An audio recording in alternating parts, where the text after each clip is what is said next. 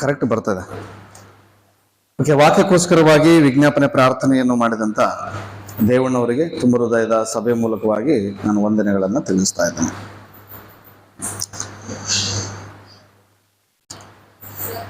ಪರಲೋಕದಲ್ಲಿರುವಂಥ ಮಹಾದೇವರು ನಮ್ಮನ್ನು ಕನಿಕರಿಸಿ, ನಮ್ಮನ್ನು ಪ್ರೀತಿಸಿ, ನಮ್ಮನ್ನು ಸಜೀವರ ಲೆಕ್ಕದಲ್ಲಿ ಇರಿಸಿ ಈ ವಾರದ ಮೊದಲನೇ ದಿನದಲ್ಲಿ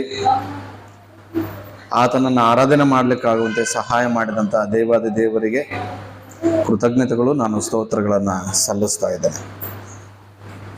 ಮತ್ತು ಕೂಡಿ ಬಂದಿರುವಂಥ ಪರಿಶುದ್ಧರೆಲ್ಲರಿಗೂ ಕೂಡ ಪ್ರಭು ಯೇಸು ಕ್ರಿಸ್ತರ ನಾಮದಲ್ಲಿ ನಿಮ್ಮೆಲ್ಲರಿಗೂ ನನ್ನ ವಂದನೆಗಳನ್ನು ತಿಳಿಸ್ತಾ ಇದ್ದೇನೆ. ಓಕೆ, ಮಕ್ಕಳನ್ನು ನಿಮ್ಮ ಹತೋಟಿಯಲ್ಲಿ ಇಟ್ಕೊಳ್ರಿ.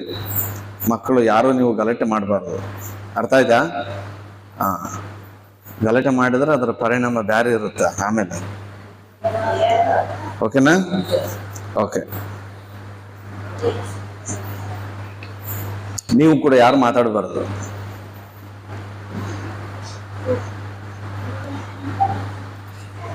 ಓಕೆ, ಕಳೆದ ವಾರದಲ್ಲಿ ನಾವು ಯಾವ ವಾಕ್ಯವನ್ನ ಧ್ಯಾನ ಮಾಡಿದ್ದೇವೆ ಅಂತೇಳಿ ನೆನಪು ಮಾಡಿಕೊಂಡು ಈ ದಿನದ ಒಂದು ಸಂದೇಶಕ್ಕೆ ನಾವು ಮುಂದೆ ಸಾಗೋಣ. ಯಾರಿಗಾದ್ರೂ ನೆನಪಿದೆನಾ ಹೋದ ವಾರದಲ್ಲಿ ಹೇಳಿರುವಂಥ ವಾಕ್ಯವು?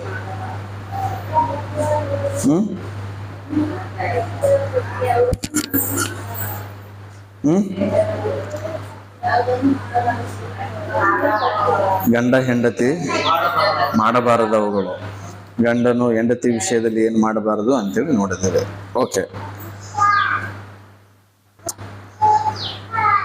ಈ ದಿನದಲ್ಲಿ ನಾವು ತಿಳ್ಕೊಳ್ಳುವಂಥ ವಿಷಯ ಬಹಳ ಪ್ರಾಮುಖ್ಯವಾಗಿದೆ. ಈ ಭೂಮಿ ಮೇಲೆ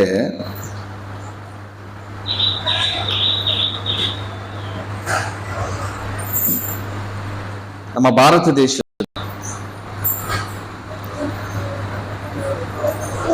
ಏನ್ ಮಾಡ್ತಾ ಇದೆ ಅಂತಂದ್ರೆ,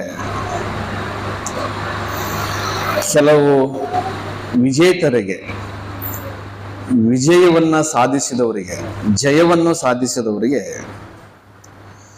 ಕೆಲವೊಂದು ಪ್ರಶಸ್ತಿಗಳನ್ನ ಕೊಡುವಂಥದನ್ನ ನಾವು ನೋಡ್ತೀವಿ ಲೋಕದಲ್ಲಿ. ಯಾವ ಯಾವ ಪ್ರಶಸ್ತಿಗಳಿದಾವೆ ಅಂತೇಳಿ ನೋಡಿದ್ರೆ, ಭಾರತ ರತ್ನ ಎನ್ನುವಂಥ ಪ್ರಶಸ್ತಿ ಇದೆ, ಮತ್ತೆ ಪದ್ಮವಿಭೂಷಣ ಎನ್ನುವಂಥ ಪ್ರಶಸ್ತಿ ಇದೆ, ಪದ್ಮಭೂಷಣ ಎನ್ನುವಂಥ ಪ್ರಶಸ್ತಿ ಇದೆ, ಪದ್ಮಶ್ರೀ, ಇನ್ನು ಅನೇಕ ಪ್ರಶಸ್ತಿಗಳನ್ನ ಈ ಭಾರತ ಸರ್ಕಾರವು ಏನು ಮಾಡುತ್ತೆ ಅಂತಂದ್ರೆ, ವಿಜೇತರಿಗೆ, ವಿಜಯವನ್ನು ಸಾಧಿಸಿದಂಥವರಿಗೆ ಈ ಪ್ರಶಸ್ತಿಗಳನ್ನು ಕೊಟ್ಟು ಗೌರವಿಸುವಂಥದ್ದನ್ನು ನಾವು ನೋಡುತ್ತೇವೆ. ನಮ್ಮ ಭಾರತ ದೇಶವು ಈ ಭಾರತ ರತ್ನ, ಭಾರತ ಗಣರಾಜ್ಯದ ಅತ್ಯುನ್ನತವಾದಂಥ ನಾಗರಿಕ ಪ್ರಶಸ್ತಿಯಾಗಿವೆ ಇವು. ಈ ಪ್ರಶಸ್ತಿಗಳನ್ನ ಯಾರಿಗೆ ಬೇಕು ಅವರಿಗೆ ಈ ಪ್ರಶಸ್ತಿಗಳನ್ನು ಕೊಡುವುದಿಲ್ಲ. ಎಲ್ಲರಿಗೂ ಕೊಡುತ್ತಾ ಪ್ರಶಸ್ತಿ? ಪ್ರಶಸ್ತಿ ಎಲ್ಲರಿಗೂ ಕೊಡ್ತಾರ? ಇಲ್ಲ. ಯಾರಿಗೆ ಕೊಡ್ತಾರ ಅಂತಂದ್ರೆ, ಅವರು ಮಾಡುವಂತ ಸೇವೆ, ಅವರ ಕಾರ್ಯ ಕ್ಷಮತೆಯನ್ನು ಗುರುತಿಸಿ ನೀಡಲಾಗುವಂತಹ ಪ್ರಶಸ್ತಿಗಳಿವು. ಸುಮ್ಮನೆ ಎಲ್ಲರಿಗೆ ಕೊಡುವಂತ ಪ್ರಶಸ್ತಿಗಳು ಅಲ್ಲ. ಭಾರತ ರತ್ನ ಪ್ರಶಸ್ತಿ ಪುರಸ್ಕೃತರು ಬಹಳಷ್ಟು ಜನರು ಇದ್ದಾರೆ. ನೀವೆಲ್ಲರೂ ಇಲ್ಲಿ ಓದಿದವರು ಕೂಡ ಇದ್ದೀರಿ. ಭಾರತ ರತ್ನ ಪ್ರಶಸ್ತಿಯನ್ನು ಪಡೆದಂತವರು ಯಾರಾದ್ರೂ ಒಂದು ಇಬ್ರು ಮೂವರ ಹೆಸರು ಹೇಳ್ತಾರ? ಮೇಘ. ಭಾರತ ರತ್ನ ಪ್ರಶಸ್ತಿಯನ್ನ ಪಡೆದಂತವರು ಡಾಕ್ಟರ್ APJ ಅಬ್ದುಲ್ ಕಲಾಂ ಅವರು ಇದ್ದಾರೆ. Okay, thank you Devanna. ಇನ್ಯಾರಿದ್ದಾರೆ? ವೆರಿ ಗುಡ್ ಅಮ್ಮ. ಡಾಕ್ಟರ್ BR ಅಂಬೇಡ್ಕರ್ ಅವರು ಕೂಡ ಇದ್ದಾರೆ. ಡಾಕ್ಟರ್ BR ಅಂಬೇಡ್ಕರ್ ಅವರಿಗೆ 1990ರಲ್ಲಿ ಭಾರತ ರತ್ನ ಎನ್ನುವಂಥ ಪ್ರಶಸ್ತಿಯನ್ನ ನೀಡಲಾಗುತ್ತೆ. Thank you. ಇನ್ನು ಓದ್ಲಾರದ್ರು ಹೇಳಕತ್ತಾರ ಮೇಘ. ಹಾ, ಸೆಕೆಂಡ್ PUC ನಾನು.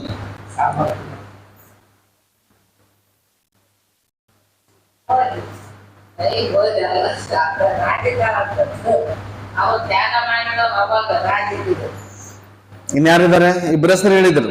ಪುರುಷರಲ್ಲಿ ಒಬ್ರು ಹೇಳಿದ್ರು, ಸ್ತ್ರೀಯರಲ್ಲಿ ಒಬ್ಬರು ಹೇಳಿದ್ರು. ತುಂಬಾ ಸಂತೋಷ. ನಮ್ಮ ಹಿಂದ ಕುಂತಾಗಿ ಭಾರತ ರತ್ನ ಪ್ರಶಸ್ತಿಯನ್ನು ಪಡೆದಂತವ್ರು ಯಾರಿದ್ದಾರೆ? ಕರ್ನಾಟಕ ರತ್ನ ಎನ್ನುವಂತ ಪ್ರಶಸ್ತಿಯನ್ನು ಪಡೆದಂತವ್ರು ಕಿತ್ತೂರು ರಾಣಿ ಚೆನ್ನಮ್ಮ. ಕರ್ನಾಟಕ ರತ್ನ ಪ್ರಶಸ್ತಿ ಪಡೆದಂತವ್ರು. ಭಾರತ ರತ್ನ ಪ್ರಶಸ್ತಿ ಪಡೆದವರು ಏನಮ್ಮ? ಡಿಗ್ರಿ ಕಂಪ್ಲೀಟ್ ಅಲ್ಲ? ಹಾ, ಯಾರದಾರಮ್ಮ? ನಮ್ಮ ಭಾರತ ದೇಶದ ಮೊಟ್ಟ ಮೊದಲನೆಯ ರಾಷ್ಟ್ರಪತಿ ಯಾರು? ಮೇಘಮ್ಮ. ಇಲ್ಲಿ ಕೇಳಮ್ಮ. ನಮ್ಮ ಭಾರತ ದೇಶದ ಮೊಟ್ಟ ಮೊದಲನೆಯ ರಾಷ್ಟ್ರಪತಿ ಯಾರು? ಯಾರಮ್ಮ? ಮೊಟ್ಟ ಮೊದಲನೆಯ ರಾಷ್ಟ್ರಪತಿ ರಾಜೇಂದ್ರ ಪ್ರಸಾದ್. ಬಹಳ ಹುಷಾರಿರ್ಬೇಕು ನೀವು. ಎಷ್ಟನೇ ವರ್ಷದಲ್ಲಿ? 1962ನೇ ವರ್ಷದಲ್ಲಿ ನಮ್ಮ ಭಾರತ ದೇಶದ ಮೊಟ್ಟ ಮೊದಲನೆಯ ರಾಷ್ಟ್ರಪತಿ ಅವರು ರಾಜೇಂದ್ರ ಪ್ರಸಾದ್ ಅವರು. ಅವರು ಸ್ವಾತಂತ್ರ್ಯ ಹೋರಾಟಗಾರರು ಕೂಡ. ಅದಕ್ಕೆ ಅವರಿಗೆ ಭಾರತ ರತ್ನ ಎನ್ನುವಂತ ಪ್ರಶಸ್ತಿಯನ್ನ ಪ್ರದಾನ ಮಾಡಿತು. ಇನ್ಯಾರು? ಡಾಕ್ಟರ್ BR ಅಂಬೇಡ್ಕರ್ ಅವರು 1990ರಲ್ಲಿ. ಅವರು ಕೂಡ ನಮ್ಮ ದೇಶಕ್ಕೆ ಒಂದು ಸಂವಿಧಾನವನ್ನು ಕೊಟ್ಟಂತ ಮಹಾನ್ ವ್ಯಕ್ತಿ ಡಾಕ್ಟರ್ BR ಅಂಬೇಡ್ಕರ್ ಅವರು. ಅವರು ಕೂಡ ನಮ್ಮ ಭಾರತ ರತ್ನ ಪ್ರಶಸ್ತಿಯನ್ನು ಅವರು ಪಡೆದುಕೊಂಡಿದ್ದಾರೆ. ಇನ್ಯಾರಿದ್ದಾರೆ? ಹೆಣ್ಮಕ್ಕಳಲ್ಲಿ, ಸ್ತ್ರೀಯರಲ್ಲಿ ಭಾರತ ರತ್ನ ಪ್ರಶಸ್ತಿಯನ್ನು ಪಡೆದಂತವರು ಸ್ತ್ರೀಯರಲ್ಲಿ ಯಾರಿದಾರಮ್ಮ? ಒಂದಕ್ಕಾದ್ರೂ ಆನ್ಸರ್ ಹೇಳ್ತಾರ ಅಂತ ಎದುರು ನೋಡ್ತಾ ಇದ್ದೇನೆ. ಯಾರಿದ್ದಾರೆ? ಇಂದಿರಾ ಗಾಂಧಿ. Very good. ಯಾರು ಹೇಳಿದ್ದು? ಮೇಘನ ಹೇಳಲ್ಲ, ಇಲ್ಲ ಬೇರೆ ಹೇಳಿದ? ನೋಡ, ಓದ್ಲಾರದ್ರು ಹೇಳ್ತಾ ಇದಾರೆ. ಬುದ್ಧಿ ಬರಬೇಕು ಸ್ವಲ್ಪ. ಇಂದಿರಾ ಗಾಂಧಿ ಅವರು ಕೂಡ ನಮ್ಮ ಭಾರತ ರತ್ನ ಪ್ರಶಸ್ತಿಯನ್ನ ಪಡೆದಂತ ಮಹಿಳೆ. ಹೀಗೆ ಅನೇಕ ಪ್ರಶಸ್ತಿಗಳನ್ನ ಅವರ ಸೇವೆ, ಅವರ ಕಾರ್ಯಕ್ಷಮತೆಯನ್ನು ಗುರುತಿಸಿ ಅವರಿಗೆ ಪ್ರಶಸ್ತಿಯನ್ನು ಕೊಟ್ಟು ಗೌರವಿಸುವಂತದನ್ನ ನಾವು ನೋಡ್ತಾ ಇದ್ದೇವೆ. ಈ ಪ್ರಶಸ್ತಿ ಯಾರಿಗೆ ಅಂತಂದ್ರೆ ವಿಜೇತರಿಗೆ, ವಿಜಯವನ್ನು ಸಾಧಿಸಿದವರಿಗೆ. ಹೌದಾ? ಈಗ ನಾವು ಕೂಡ ದೇವರನ್ನ ನಂಬಿಕೊಂಡಿದ್ದೇವೆ, ಯೇಸು ಕ್ರಿಸ್ತನನ್ನ ನಂಬಿಕೊಂಡಿದ್ದೇವೆ. ನಂಬಿ ನಾವು ಭಯಭಕ್ತಿಯಲ್ಲಿ ಜೀವನ ಮಾಡ್ತಾ ಇದ್ದೇವೆ. ಮತ್ತೆ ನಮಗೆ ಯಾವ ಪ್ರಶಸ್ತಿ ಇದೆ? ದೇವರು ನಮಗೆ ಯಾವ ಪ್ರಶಸ್ತಿಯನ್ನು ಕೊಡ್ಲಿಕ್ಕಿದ್ದಾನೆ? ದೇವರಿಂದ ನಮಗೆ ಲಭಿಸುವಂತ ಪ್ರಶಸ್ತಿ ಯಾವುದು ಅಂತೇಳಿ ಈ ದಿನದಲ್ಲಿ ನಾವು ನೋಡೋಣ. ಓಕೆನಾ? ಓಕೆ. ಕ್ರೈಸ್ತರ ಕಿರೀಟಗಳು. ಕ್ರೈಸ್ತರ ಕಿರೀಟಗಳು.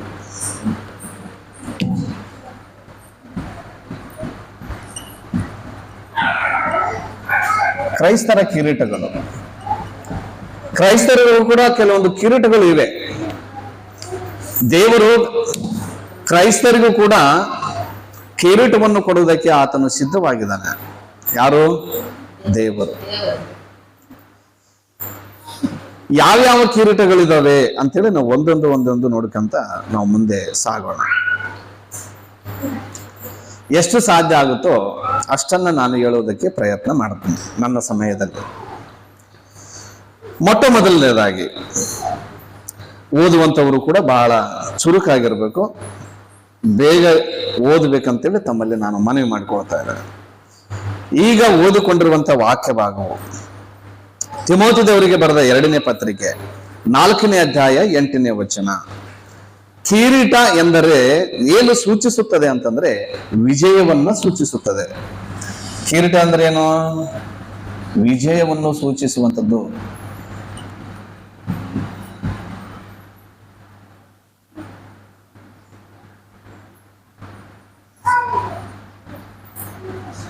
ವಿಜಯವನ್ನು ಸೂಚಿಸುವಂಥದ್ದು, ಜಯವನ್ನು ಸೂಚಿಸುವಂಥದ್ದು ಆಗಿದೆ ಕಿರೀಟ. ಯಾವುದರಲ್ಲಿ ಜಯ, ಯಾವುದರಲ್ಲಿ ನಾವು ವಿಜಯವನ್ನ ಸಾಧಿಸಬೇಕು, ಯಾವ ವಿಷಯದಲ್ಲಿ ನಾವು ವಿಜಯವನ್ನು ಸಾಧಿಸಿದರೆ ದೇವರು ನಮಗೆ ಕಿರೀಟವನ್ನ, ಯಾವ ಕಿರೀಟವನ್ನು ಕೊಡುತ್ತಾನೆ ಎನ್ನುವಂಥದ್ದನ್ನು ನಾವು ನೋಡೋಣ. ನಮಗೆ ಕೂಡ ಕಿರೀಟಗಳಿದ್ದಾವೆ, ನಮಗೆ ಕೂಡ ಏನಿದಾವೆ, ಕಿರೀಟಗಳು ಇದ್ದಾವೆ, ಪ್ರಶಸ್ತಿ ಪುರಸ್ಕಾರ ಕೂಡ ಇದೆ, ನಮಗೆ ಕಿರೀಟಗಳಿವೆ. ಮೊದಲನೇದು ಏನು ಕಿರೀಟ ಅಂತೇಳಿ ಅಪೊಸ್ತಲನಾಗಿರ್ತಕ್ಕಂಥ ಪೌಲನು ತಿಮೋಥನಿಗೆ ಪತ್ರಿಕೆ ಬರುತ್ತಾ 4ನೇ ಅಧ್ಯಾಯ 8ನೇ ವಚನ ಓದಪ್ಪ. ನೀತಿವಂತರಿಗೆ ದೊರಕುವ ಜಯಮಾಲೆಯು ಮುಂದೆ ನನಗೆ ಸಿದ್ಧವಾಗಿದೆ, ಅದನ್ನು ನೀತಿಯು ನ್ಯಾಯಾಧಿಪತಿಯಾಗಿರುವ ಕರ್ತನು ಆ ದಿನದಲ್ಲಿ ನನಗೆ ಕೊಡುವನು. ಏನು ಕೊಡ್ತಾನಂತೆ? ನೀತಿ ಕಿರೀಟ. ಯಾವ ಕಿರೀಟವನ್ನು ಕೊಡುವುದಕ್ಕೆ ಆತನು ಸಿದ್ಧವಾಗಿದ್ದಾನೆ ಅಂತಂದ್ರೆ, ಕ್ರೈಸ್ತರಿಗೆ ನೀತಿಯ ಕಿರೀಟವನ್ನು ಕೊಡುವುದಕ್ಕೆ ಆತನು ರೆಡಿ ಇದ್ದಾನೆ. ಯಾವ ಕಿರೀಟ? ನೀತಿ ಕಿರೀಟ. ಮೊದಲನೇದಿದು ನೀತಿ ಕಿರೀಟ. ಈ ನೀತಿ ಕಿರೀಟವನ್ನ ಯಾರಿಗೆ ಕೊಡುತ್ತಾನೆ? ಎಂಥವರಿಗೆ ಕೊಡುತ್ತಾನೆ? ಈ ನೀತಿ ಕಿರೀಟ ಎಲ್ಲರೂ ಹೊಂದಿಕೊಳ್ತಾರ? ಎಲ್ಲರೂ ಇದನ್ನ ಹೊಂದುವಂತ ಆ ನಿಟ್ಟಿನಲ್ಲಿ ಮನುಷ್ಯರು ನಾವು ಇದ್ದೀವ ಅಂತೇಳಿ ನಾವು ಒಂದ್ಸರಿ ನಮ್ಮನ್ನು ನಾವೇ ಪರಿಶೀಲನೆ ಮಾಡಿಕೊಳ್ಬೇಕಾಗಿದೆ. ಹಾಗಾದ್ರೆ ಈ ನೀತಿ ಕಿರೀಟವನ್ನ ಯಾರಿಗೆ ಕೊಡ್ತಾ ಇದ್ದಾನೆ, ಯಾರಿಗೆ ಕೊಡುವನು ಅಂತೇಳಿ ನಾವು ಒಂದ್ಸರಿ ನೋಡೋಣ. ಒಂದ್ಸರಿ ಕೆಳಗಡೆ ಹೇಳ್ತಾ ಇದ್ದಾನೆ, ಅದನ್ನು ನೀತಿಯುಳ್ಳ ನ್ಯಾಯಾಧಿಪತಿಯಾಗಿರುವ ಕರ್ತನು ಆ ದಿನದಲ್ಲಿ ನನಗೆ ಕೊಡುವನು. ನನಗೆ ಮಾತ್ರವಲ್ಲದೆ ತನ್ನ ಪ್ರತ್ಯಕ್ಷತೆಯನ್ನು ಪ್ರೀತಿಸುವವರು ಎಲ್ಲರಿಗೂ ಕೊಡುವನು. ಎಲ್ಲರಿಗೂ ಕೊಡುವನು. ಯಾರಿಗೆ ಕೊಡ್ತಾನ ಅಂತೇಳಿ 7ನೇ ವಚನದಲ್ಲಿ ಇದೆ. ಈ ನೀತಿ ಕಿರೀಟ ಯಾರಿಗೆ ಕೊಡೋದಕ್ಕೆ ದೇವರು ಸಿದ್ಧವಾಗಿದ್ದಾನೆ, ಅದನ್ನು ಹೊಂದಿಕೊಳ್ಳುವವರು ಯಾವ ರೀತಿಯಲ್ಲಿ ಇರಬೇಕು, ಆ ಕಿರೀಟವನ್ನು ನಾವು ಪಡ್ಕೊಳ್ಬೇಕಂದ್ರೆ ನೀತಿ ಕಿರೀಟವನ್ನ ಏನ್ ಮಾಡಬೇಕು, ಎಂತವ್ರಿಗೆ ಆತನು ಕೊಡ್ತಾನೆ, ಯಾರಿಗೆ ಕೊಡ್ತಾನೆ ಅಂತೇಳಿ 7ನೇ ವಚನದಲ್ಲಿ ಇದೆ. ಓದಪ್ಪ ಒಂದ್ಸರಿ 7ನೇ ವಚನ. ಶ್ರೇಷ್ಠ ಹೋರಾಟವನ್ನು ಮಾಡಿದ್ದೇನೆ. ಈ ನೀತಿ ಕಿರೀಟ ಯಾರಿಗೆ ಅಂತಂದ್ರೆ, ಶ್ರೇಷ್ಠವಾದಂತ ಹೋರಾಟವನ್ನ ಮಾಡುವವರಿಗೆ ನೀತಿ ಕಿರೀಟ ಇದೆ. ಏನ್ ಮಾಡಬೇಕು?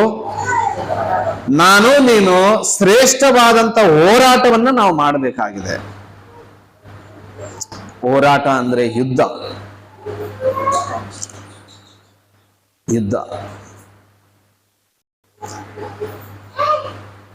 ಯಾರ ಜೊತೆ ಹೋರಾಟ ಮಾಡಬೇಕು? ಈ ಶ್ರೇಷ್ಠವಾದಂತ ಹೋರಾಟ ಯಾರ ಜೊತೆ? ಯಾರ ಜೊತೆ ಈ ಹೋರಾಟ ಮಾಡಿ ನಾವು ವಿಜಯವನ್ನು ಸಾಧಿಸಬೇಕು?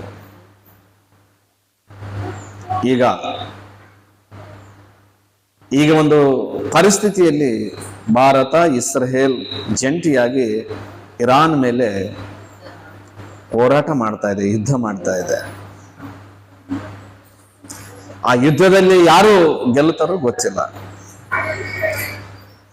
ಆದ್ರೆ ಈ ದೇವರ ವಿಷಯದಲ್ಲಿ, ಕರ್ತನ ವಿಷಯದಲ್ಲಿ ನಾವು ಆತನ ಪಕ್ಷದಲ್ಲಿದ್ದುಕೊಂಡು ಶ್ರೇಷ್ಠವಾದಂತ ಹೋರಾಟವನ್ನು ನಾವು ಮಾಡ್ಬೇಕಂತ. ಎಂತ ಹೋರಾಟ? ಶ್ರೇಷ್ಠವಾದ ಹೋರಾಟ. ಅವರಿಗೆ ಸುಮ್ಮನೆ ಭಾರತ ರತ್ನ ಪ್ರಶಸ್ತಿಯನ್ನು ಕೊಟ್ಟಿಲ್ಲ. ಅವರು ಸ್ವಾತಂತ್ರ್ಯ ಹೋರಾಟಗಾರರಾಗಿದ್ದಾರೆ. ಅವರ ಕಾರ್ಯಕ್ಷಮತೆಯನ್ನ, ಅವರ ಸೇವೆಯನ್ನ, ಅವರ ಪರಿಶ್ರಮವನ್ನ ಗುರುತಿಸಿನೇ ಅವರಿಗೆ ಆ ಹೋರಾಟದಲ್ಲಿ ಅವರು ವಿಜಯವನ್ನು ಸಾಧಿಸಿದಕ್ಕಾಗಿನೇ ಆ ಪ್ರಶಸ್ತಿ ಪುರಸ್ಕಾರಗಳನ್ನ ಅವರಿಗೆ ನೀಡಿದೆ. ಇವತ್ತು ದೇವರು ಕೂಡ ನಮಗೆ ಆ ನೀತಿ ಕಿರೀಟವನ್ನು ಕೊಡಬೇಕಂದ್ರೆ ನಾವು ಶ್ರೇಷ್ಠವಾದ ಹೋರಾಟವನ್ನು ನಾವು ಮಾಡಬೇಕು. ಯಾರ ಜೊತೆ ಹೋರಾಟ ಮಾಡಬೇಕು ಅಂತೇಳಿ ನಾನು ಪ್ರಶ್ನೆ ಮಾಡ್ತಾ ಇದ್ದೇನೆ. ಯಾರ ಜೊತೆ ಹೋರಾಟ ನಮ್ದು? ಆ ಶ್ರೇಷ್ಠವಾದ ಹೋರಾಟ ಯಾರ ಜೋಡಿ?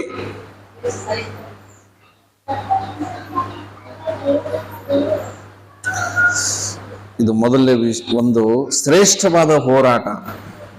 ಈ ನೀತಿ ಕಿರೀಟವನ್ನು ಪಡ್ಕೊಳ್ಬೇಕಂದ್ರೆ ಶ್ರೇಷ್ಠವಾದ ಹೋರಾಟ ಮಾಡಬೇಕು.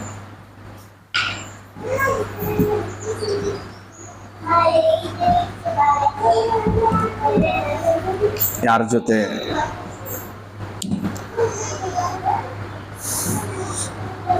ಯಾರ ಜೊತೆ? ಯಾರ ಜೊತೆ ಹೋರಾಟ ಮಾಡಿ ಗೆಲ್ಲಬೇಕಿಲ್ರಿ? ಆಮೇನು ಸೈತಾನನ ಜೊತೆ ಅಂತ ಹೇಳ್ತಾರೆ. ಇನ್ನ ಉಳಿದವ್ರು ಯಾರ ಜೊತೆ ಹೋರಾಟಪ್ಪ? ದೇವ್ರ ಜೊತೆ. ಈ ಮಹಾನುಭಾವ ದೇವರ ಜೊತೆ ಹೋರಾಟ ಮಾಡ್ತಾನೆ. ನೀವು ಯಾರ ಜೊತೆ ಹೋರಾಟ? ಈ ಲೋಕದ ಜೊತೆ ಹೋರಾಟ. ಇನ್ನು ಯಾರ ಜೊತೆ ಹೋರಾಟ? ಯಾರ ಜೊತೆ ಹೋರಾಟ ನೋಡೋಣ. ನಮ್ಮ ಹೋರಾಟ ಯಾವುದಕ್ಕಿದೆ ಹೇಳ್ರಿ? ನಾವು ನಿಜವಾಗ್ಲೂ ಯಾವುದಕ್ಕೋಸ್ಕರ ಹೋರಾಟ ಮಾಡ್ತಾ ಇದೀವಿ ಹೇಳ್ರಿ?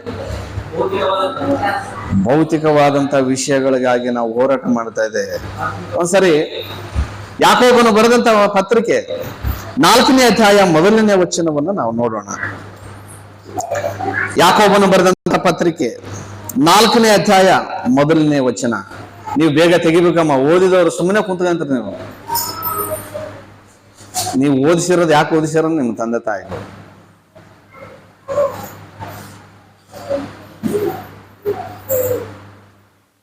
ಓದಿಸಕಲ್ಲ ಓದಿರೋದು. ಓದಕ್ ಬರ್ಲಾರ್ದವ್ರು ಸುಮ್ಮನೆ ಮೌನವಾಗಿ ಕುಂತಾರಂದ್ರೆ ಅದಕ್ಕೊಂದು ಅರ್ಥ ಇದೆ, ನ್ಯಾಯ ಇದೆ.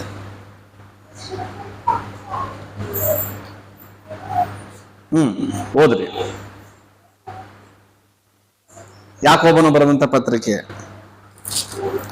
4ನೇ ಅಧ್ಯಾಯ 1ನೇ ವಚನ.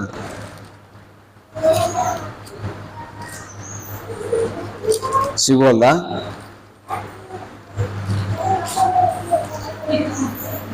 ಯಾವಾಗ ಹುಷಾರಾತರು, ಯಾವಾಗ ಸುರುಕಾತರು. ದೇವರೇ ಕಾಪಾಡ್ಬೇಕು ನಿಮ್ಮನ್ನ. ಹೇಳಿದ್ರೆ ಸಿಟ್ಟಾತ್ರಿ.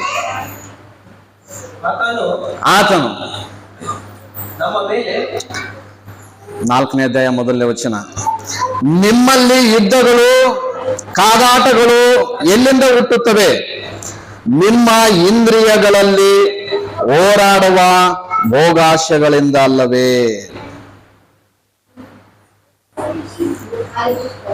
ನಾವು ಹೋರಾಡುವಂಥದ್ದು ಯಾರ ಜೊತೆ ಆಗಿದೆ ಅಂತಂದ್ರೆ ಇಂದ್ರಿಯಗಳಲ್ಲಿ ಹುಟ್ಟುವಂತ ಭೋಗಾಶಯಗಳಿಗಾಗಿ ನಾವು ಹೋರಾಟ ಮಾಡ್ತಾ ಇದ್ವಿ. ಯಾರ ಜೊತೆ ಹೋರಾಟ? ನಮ್ಮ ಇಂದ್ರಿಯಗಳಲ್ಲಿ ಹುಟ್ಟುವಂತ ಭೋಗಾಶಯಗಳು. ಇಂದ್ರಿಯಗಳಂದ್ರೆ ಏನು? ಇಂದ್ರಿಯಗಳಂತ ಯಾವ್ದು? ಮಕ್ಕಳು ತಾಯಮ್ಮವ ಇಂದ್ರಿಯಗಳಂತ ಯಾವ್ದಕ್ಕಂತಾರೆ? ಮೇಘ ಇಂದ್ರಿಯಗಳು. ಸೈನ್ಸ್ ಸ್ಟೂಡೆಂಟ್ ನೀವು.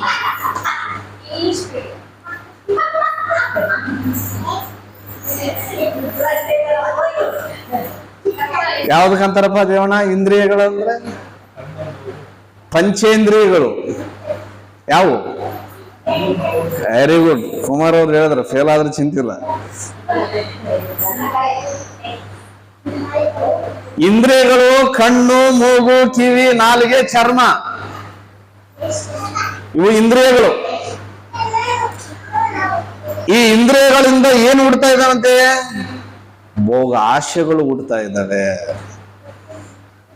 ಏನು ಆಶೆಗಳು ಹುಟ್ಟುತ್ತಾ ಇದ್ದಾವೆ? ಕಣ್ಣಿನ ಆಸೆ, ಶರೀರದ ಆಸೆ, ಬದುಕು ಬಾಳಿನ ಡಂಬದ ಆಸೆ, ಈ ಆಶೆಗಳಿಗೆ ನಮ್ಮ ಹೋರಾಟ ಮಾಡ್ತಾ ಇದೀವಿ ಇವತ್ತು ನಾವು. ನಮ್ಮ ಇಂದ್ರಿಯಗಳಲ್ಲಿ ಹುಟ್ಟುವಂತ ಈ ಭೋಗಾಶೆಗಳಿಂದ ಹೋರಾಡ್ತಾ ಇದೆ. ಯಾವುದು ಹೋರಾಡುವಂಥದ್ದು? ಆತ್ಮ. ಯಾವುದು ಹೋರಾಡ್ತಾ ಇದೆ? ಆತ್ಮ.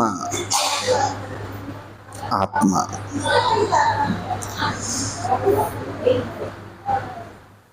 ರೋಮಾಪುರದವರಿಗೆ ಬರೆದ ಪತ್ರಿಕೆ 8ನೇ ಅಧ್ಯಾಯ 5ನೇ ವಚನ.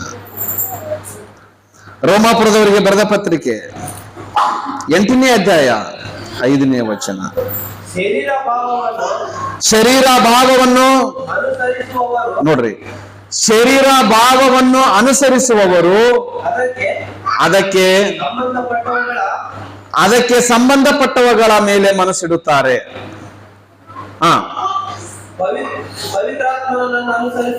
ಪವಿತ್ರಾತ್ಮನನ್ನು ಅನುಸರಿಸುವವರು ಪವಿತ್ರಾತ್ಮನ ಸಂಬಂಧಪಟ್ಟವುಗಳ ಮೇಲೆ ಮನಸ್ಸಿಡುತ್ತಾರೆ.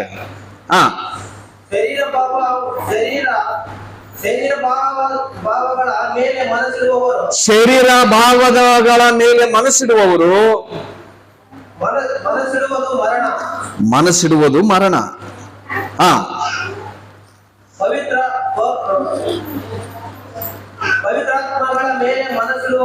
ಪವಿತ್ರಾತ್ಮನ ಮೇಲೆ ಮನಸ್ಸಿಡುವವರು ಜೀವವು ಮನಶಾಂತಿಯೂ ಆಗಿದೆ.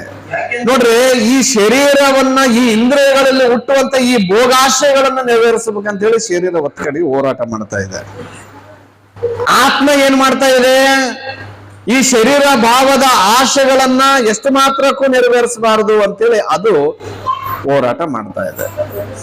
ಪವಿತ್ರಾತ್ಮನಿಗೆ ಸಂಬಂಧಪಟ್ಟಂತ ವಿಷಯಗಳನ್ನ ಅದು ಇಷ್ಟಪಡ್ತದೆ ಆತ್ಮ.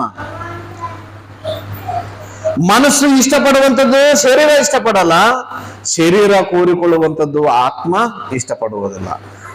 ಈ ಎರಡರ ಮಧ್ಯದಲ್ಲಿ ಹೋರಾಟ ನಡೀತಾ ಇದೆ. ಇವತ್ತು ಯಾರೋ ಜೊತೆ ಅಲ್ಲ, ಬೇರೆಯವರ ಜೊತೆ ಅಲ್ಲ ನಮ್ಮ ಹೋರಾಟ. ನಮ್ಮ ಹೋರಾಟ ಶ್ರೇಷ್ಠವಾದಂತ ಹೋರಾಟ ನಾವು ಯಾರ ಜೊತೆ ಮಾಡ್ಬೇಕಾಗಿದೆ ಅಂತಂದ್ರೆ, ನಮ್ಮ ಇಂದ್ರಿಯಗಳಲ್ಲಿ ಹುಟ್ಟುವಂತ ಈ ಭೋಗಾಶಯಗಳ ವಿರುದ್ಧ ನಮ್ಮ ಹೋರಾಟ ಇದೆ.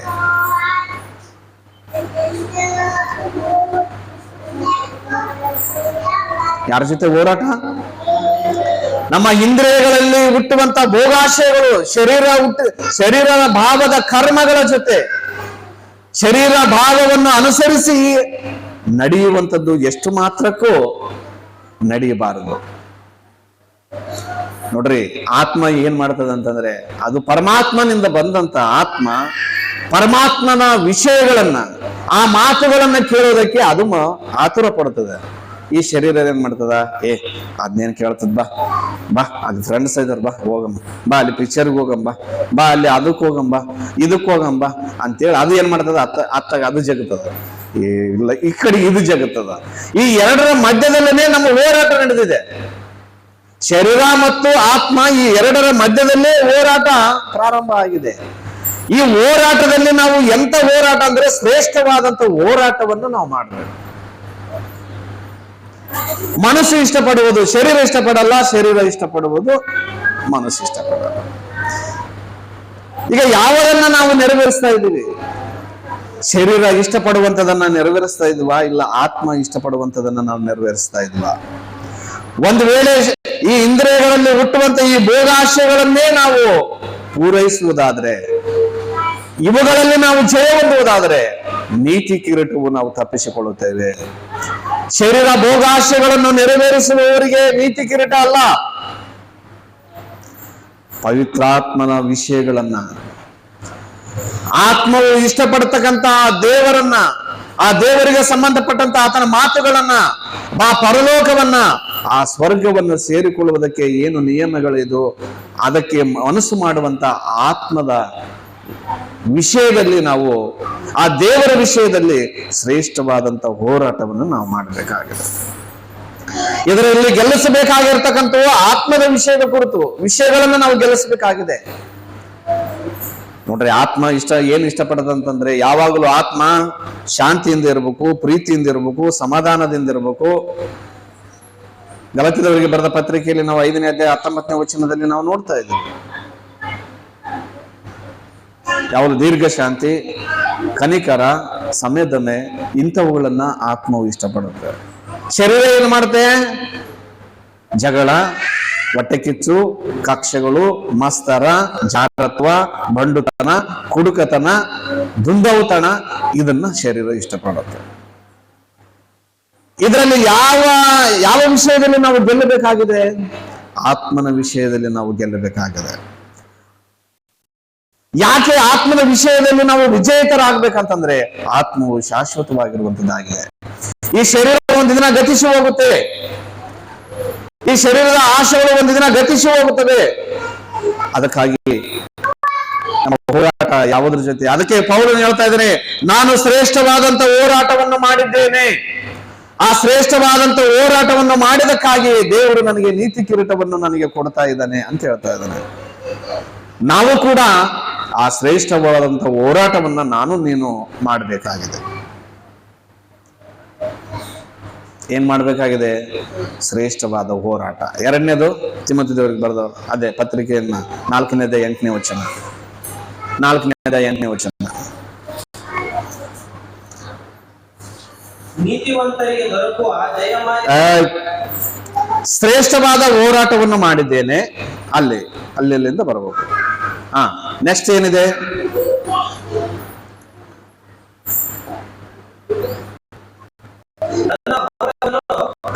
ನನ್ನ ಓಟವನ್ನು ಕಡೆಗಣಿಸಿದ್ದೇನೆ ಅಂತ ಪೌಲನು ಶ್ರೇಷ್ಠವಾದ ಹೋರಾಟ ಮಾಡಿದ್ದಾನೆ. ಆ ಶ್ರೇಷ್ಠವಾದಂತ ಹೋರಾಟದಲ್ಲಿ ಆತ್ಮದ ವಿಷಯಗಳಲ್ಲಿ ಆತನ ಪ್ರಸ್ತಾಪ ಮಾಡಿದ್ದಾನೆ. ಆತ್ಮಾನುಸಾರವಾಗಿ ಆತನ ನಡೆದುಕೊಂಡಿದ್ದಾನೆ. ನಾವು ಕೂಡ ಆತ್ಮಾನುಸಾರವಾಗಿ ನಡೆದುಕೊಂಡು ಶ್ರೇಷ್ಠವಾದಂತ ಹೋರಾಟ ಮಾಡಬೇಕು. ಎಷ್ಟು ಮಾತ್ರ ನಮ್ಮಲ್ಲಿ ಶರೀರ ಭಾವದ ಈ ಇಂದ್ರಿಯಗಳಲ್ಲಿ ಹುಟ್ಟುವಂತ ಭೋಗಾಶಯಗಳನ್ನ ನಾವು ನೆರವೇರಿಸಿಕೊಳ್ಳಬಾರದು ಅಂತ ಹೇಳಿ ವಾಕ್ಯ ನಮಗೆ ತಿಳಿಸ್ತಾ ಇದೆ. ಎರಡನೇದಾಗಿ ಓಟವನ್ನ ನಾನು ಕಡೆಗಣಿಸಿದ್ದೇನೆ ಅಂತ ಹೇಳ್ತಾ ಇದ್ದಾನೆ. ಏನ್ ಮಾಡಿದಾನೆ? ಓಟವನ್ನ ಆತನು ಏನ್ ಮಾಡಿದಾನೆ ಅಂತಂದ್ರೆ ಪಾಶವನ್ನು ಮುಟ್ಟಿಸಿದಾನಂತೆ. ನಾವು ಕೂಡ ಓಡ್ತಾ ಇದ್ವಿ. ಈಗ ನಮ್ಮ ಓಟವು ಕೂಡ ಪ್ರಾರಂಭವಾಗಿದೆ. ಎಲ್ಲಿಂದ ಹೋರಾಟ ಪ್ರಾರಂಭ ಆಗಿದೆ ಅಂತಂದ್ರೆ ದೇವರು ಗೊತ್ತು ಮಾಡತಕ್ಕಂತ ರಂಗಸ್ಥಳ. ಆ ರಂಗಸ್ಥಳದಲ್ಲಿ ನಾವು ಹೋರಾಟವನ್ನ ಮಾಡುವುದಕ್ಕಾಗಿ, ಆ ಓಟವನ್ನ ಓಡುವುದಕ್ಕಾಗಿ ನಾವು ಕಾಲಿಟ್ಟಿದ್ದೇವೆ. ಆ ಯುದ್ಧ ಭೂಮಿಯಲ್ಲಿ, ಆ ರಣರಂಗದಲ್ಲಿ. ಯಾವುದು ಆ ರಣರಂಗ? ಸಭೆ ಎನ್ನುವಂತ ರಣರಂಗ. ಇವತ್ತು ಎಲ್ಲರೂ ಅನ್ಕೋತಾ ಇದ್ದಾರೆ ದೇವರು ಗೊತ್ತು ಮಾಡಿದಂತ ರಂಗಸ್ಥಳ ಯಾವುದು ಎಂಬುದಾಗಿ ಇವತ್ತು ಸರಿಗೆ ಗೊತ್ತಲ್ಲದೆ ತಾವು ಗೊತ್ತು ಮಾಡಿರ್ತಕ್ಕಂಥ ರಂಗಸ್ಥಳದಲ್ಲಿ ಇವತ್ತು ಓಟವನ್ನು ಓಡ್ತಾ ಇದ್ದಾರೆ. ಈಗ ನಾನು ನೀನು ಓಟವನ್ನ ಎಲ್ಲಿ ಪ್ರಾರಂಭ ಮಾಡ್ಬೇಕಂತಂದ್ರೆ ದೇವರು ಗೊತ್ತು ಮಾಡತಕ್ಕಂತ ರಂಗಸ್ಥಳ ಕ್ರಿಸ್ತನ ಸಭೆ ಎನ್ನುವಂತ ರಂಗಸ್ಥಳದಲ್ಲಿ ನಾವು ಓಟವನ್ನ ಓಡುವುದಕ್ಕಾಗಿ ನಾವು ಕಾಲಿಟ್ಟಿದ್ದೇವೆ. ಆ ಓಟದಲ್ಲಿ ಅನೇಕರು ಓಡಬೇಕಂತೇಳಿ ಎಲ್ಲರೂ ವಿಜೇತರಾಗಬೇಕು. ನಾನು ಮೊದಲನೇ ಪ್ರಶಸ್ತಿ ತರಬೇಕು, ನಾನು 2ನೇ ಪ್ರಶಸ್ತಿ ತರಬೇಕು, ಅಟ್ಲೀಸ್ಟ್ ನಾನು 3ನೇ ತನ ಬರ್ಬೇಕಂತೇಳಿ ಓಟವನ್ನ ಓಡುವುದಕ್ಕಾಗಿ ಆ ರಣರಂಗದಲ್ಲಿ ನಿಂತುಕೊಂಡಿದ್ದೀವಿ. ಆದ್ರೆ ಆ ಕೊನೆಗಾಣಿಸುವುದು ಎಲ್ಲರೂ ಕೊನೆಗಾಣಿಸಲ್ಲ. ಆ ಓಟವನ್ನ ಎಲ್ಲರೂ ಆ ತುದಿಯನ್ನು ಮುಟ್ಟಿಸಕ್ಕಾಗಲ್ಲ. ಅದರಲ್ಲಿ ಮುಟ್ಟಿಸುವವರು ಕೆಲವರು ಮಾತ್ರ. ಆ ತುದಿಯನ್ನ ಮುಟ್ಟಿಸುವವರು ಸ್ವಲ್ಪ ಜನ ಮಾತ್ರ. ಇವತ್ತು ಓಟವನ್ನು ಓಡ್ಬೇಕಂತೇಳಿ ರಂಗಸ್ಥಳದಲ್ಲಿ ನಿಂತುಕೊಂಡು ನಡಬರಕ ಬಿದ್ದುದು ಅಂತವರು ಮತ್ತೆ ವಾಪಸ್ ಬಂದಂತವ್ರು ಎಷ್ಟೋ ಜನರು ಇದ್ದಾರೆ. ವಾಪಸ್ ಹೋದವರು ಇದಾರೆ ಇಲ್ವಾ? ಆ ಕ್ರಿಸ್ತನ ಸಭೆ ಎನ್ನುವಂತಹ ರಣರಂಗದಲ್ಲಿ, ದೇವರು ಗೊತ್ತು ಮಾಡಿದಂತಹ ರಂಗಭೂಮಿಯಲ್ಲಿ ನಾವು ಓಟವನ್ನ ಪ್ರಾರಂಭ ಮಾಡಿದ್ದೇವೆ. ಪೌಲನು ಕೂಡ ಪ್ರಾರಂಭ ಮಾಡಿದ್ದಾನೆ. ಆ ಓಟವನ್ನ ನಾನು ಕಡೆಗಣಿಸಿದ್ದೇನೆ ಅಂತ ಹೇಳ್ತಿದ್ದಾನೆ. ನಾವು ಕೂಡ ಆ ಓಟವನ್ನ ಕಡೆಗಣಿಸಬೇಕು, ಮುಟ್ಟಬೇಕು. ಇವತ್ತು ಕೆಲವರು ಏನ್ ಮಾಡ್ತಾರ ಅಂದ್ರೆ ಓಡ್ಬೇಕಂತೇಳಿ ಬಂದ್ ನಿಂದಿರ್ತಾರ. ಮತಿತಪ್ಪ ಅಂತೇಳಿ ಕೆಲವರು ಇಲ್ಲಿ ಸ್ವಲ್ಪ ಅಲ್ಲಿ ಒಳ್ಳೆ ಬಿಡ್ತಾರೆ. ಇನ್ನ ಕೆಲವರು ಸ್ವಲ್ಪ ಮುಂದಕ್ಕೆ ಹೋಗಿ ಅವ್ರು ಒಳ್ಳೆ ಬಿಡ್ತಾರೆ. ಇನ್ನ ಸ್ವಲ್ಪ ಮುಂದಕ್ಕೆ ಹೋಗಿ ಗಿಡಕ್ಕೆ ಕುಂತ ಬಿಡ್ತಾರೆ. ಅಂದ್ರೆ ಅಲ್ಲಿ ಓಟವನ್ನ ಕಡೆಗಣಿಸುವವರು 4 ಜನ 5 ಜನ ಇರ್ತಾರೆ ಅಷ್ಟೇ.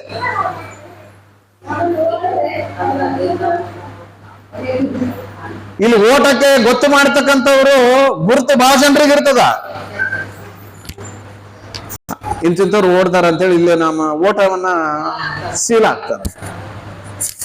ಆದ್ರೆ ಅಲ್ಲಿ ಕೊನೆಗೆ ಮುಟ್ಟೋದು, ಆ ಪಾಜವನ್ನು ಕೊನೆಗಾಣಿಸುವವರು ಸ್ವಲ್ಪ ಜನ, ಸ್ವಲ್ಪ ಜನ. ಅದಕ್ಕೆ ಪೌಲನು ಹೇಳ್ತಾ ಇದ್ದಾನೆ, ನನ್ನ ಓಟವನ್ನು ನಾನು ಕಡೆಗಣಿಸಿದ್ದೇನೆ, ಮುಟ್ಟಿಸಿದ್ದೇನೆ. ಈಗ ನಾವು ಕೂಡ ಓಟಕ್ಕೆ ನಿಂತಿದ್ದೀವಿ, ಅರ್ಧದಲ್ಲಿ ನಾವು ನಮ್ಮ ಓಟವು ನಿಲ್ಲಬಾರದು.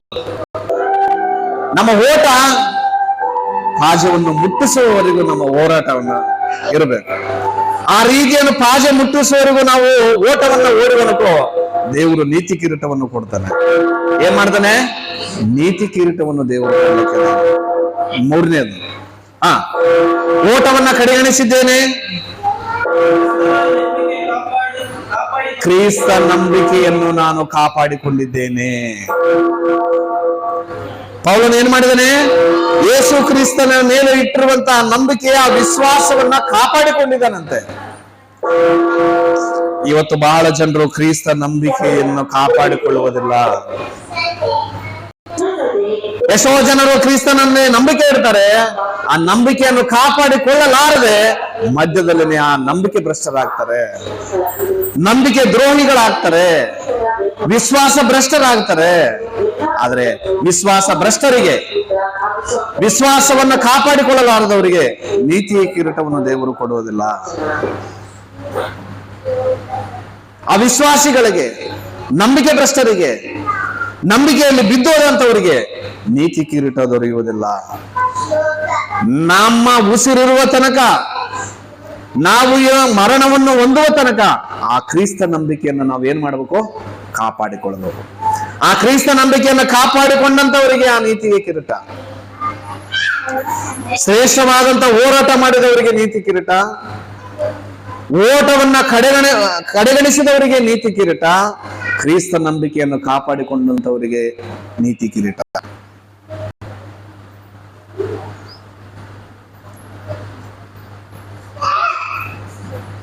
ಅರ್ಥ ಆಯ್ತಾ? ದೇವರು ನೀತಿ ಕಿರೀಟವನ್ನ ಯಾರಿಗೆ ಕೊಡುವುದಕ್ಕಿದ್ದಾನೆ? ಆ ನೀತಿ ಕಿರೀಟವನ್ನು ಹೊಂದುವಂತವ್ರು ಯಾರು? ಯಾರಿಗೆ ಕೊಡ್ತಾನೆ ನೀತಿ ಕಿರೀಟ? ಯಾರಿಗೆ? ಯಾರಿಗೆ ಆ ನೀತಿ ಕಿರೀಟ? ಯಾರಿಗೆ? ಆ ರಂಗಮಂದಿರದಲ್ಲಿ, ಆ ರಣರಂಗದಲ್ಲಿ, ದೇವರು ಗೊತ್ತು ಮಾಡಿದಂತಹ ಕ್ರಿಸ್ತನ ಸಭೆ ಎನ್ನುವಂತಹ ರಣರಂಗದಲ್ಲಿ ನಿಂತು ಶ್ರೇಷ್ಠವಾದಂತಹ ಹೋರಾಟ ಮಾಡಿದವರಿಗೆ, ಪಾಜವನ್ನು ಮುಟ್ಟಿಸಿದವರಿಗೆ ಕ್ರಿಸ್ತನ ನಂಬಿಕೆಯನ್ನ ಕಾಪಾಡಿ, ಶರೀರ ಭೋಗಾಶಯಗಳು, ಇಂದ್ರಿಯಗಳಲ್ಲಿ ಹುಟ್ಟಿದ ಭೋಗಾಶಯಗಳನ್ನು ನೆರವೇರಿಸಿಕೊಳ್ಳುವವರಿಗೆ ನೀತಿ ಕಿರೀಟ ಅಲ್ಲ. ನೀತಿ ಕಿರೀಟ ಅವರಿಗಿಲ್ಲ.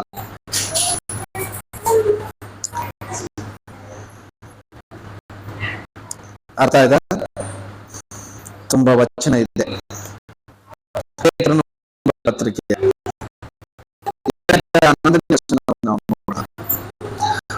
ಬರೆದ 2ನೇ ಪತ್ರಿಕೆ,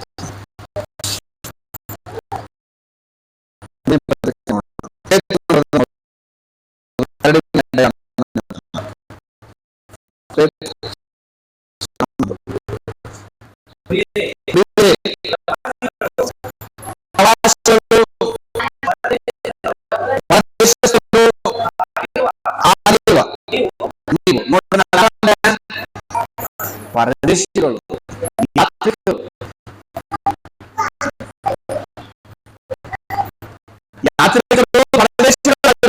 ನಾವು ನಿಮ್ಮ ಆತ್ಮದ ಮೇಲೆ ಯುದ್ಧ ಮಾಡುವ ಶರೀರ ಅಭಿಲಾಷೆಗಳಿಗೆ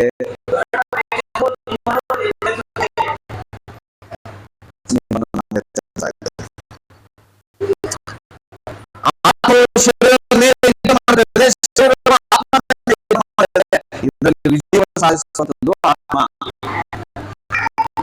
ಆತ್ಮಕ್ಕೆ ವಿಜಯವನ್ನು ಕೊಡಬೇಕು. ಪ್ರಾರ್ಥನೆ ನಿಮ್ಮ ಇಂದ್ರಿಯಗಳಲ್ಲಿ ಆಸೆ ಕೆಲಸ ಮಾಡಬೇಕಂತ ಹೇಳಿ ಹೋಗ್ಬೇಕಂತ ಹೇಳಿ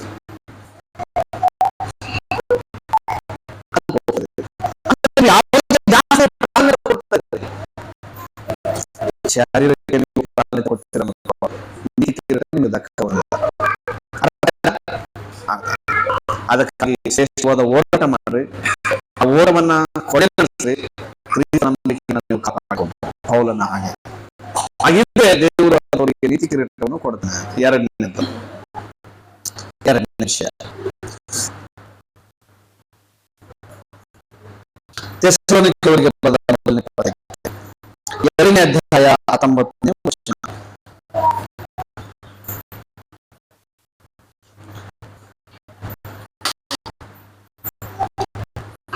ಥೆಸಲೋನಿಕದವರಿಗೆ ಬರೆದ ಮೊದಲನೇ ಪತ್ರಿಕೆ 2ನೇ ಅಧ್ಯಾಯ 19ನೇ ವಚನ. ತೆಲುಗಿನಲ್ಲಿ ಓದುತ್ತೀನಿ ನೋಡ್ರಿ, ತೆಲುಗಿನಲ್ಲಿ ಓದುತ್ತೀನಿ, ಆಮೇಲೆ ಕನ್ನಡದಲ್ಲಿ ಓದುತ್ತೀನಿ. మా నిరీక్షణమైనను ఆనందమైనను అతిశయ కిరీటమైనను ఏది? ಇನ್ನೊಂದು ಕಿರೀಟ, ಎರಡನೇది ಯಾವುದು? ಅತಿಶಯ ಕಿರೀಟ.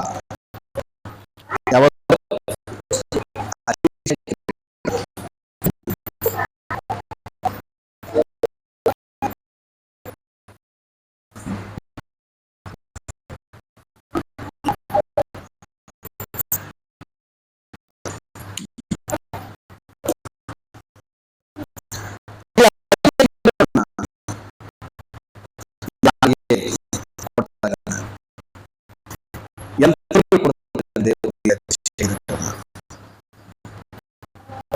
ಅತಿಶಯ ಕಿರೀಟ ಅಂತಂದ್ರೆ ಅತಿಶಯ ಅಂದ್ರೆ ಹೆಚ್ಚಲ್ಪಟ್ಟು, ಈ ಹೆಚ್ಚಲ್ಪಟ್ಟಂತ ಈ ಕಿರೀಟ, ಈ ಗೌರವದಿಂದ ಕೊಟ್ಟಿರ್ತಕ್ಕಂಥ ಈ ಅತಿಶಯ ಕಿರೀಟವನ್ನ ಯಾರಿಗೆ ಕೊಡ್ತಾನೆ? ಕನ್ನಡದಲ್ಲಿ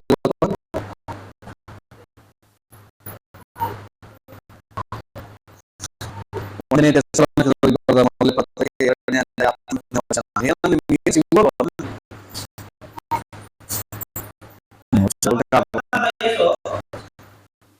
ನಮ್ಮ ಕರ್ತನಾದ ಯೇಸು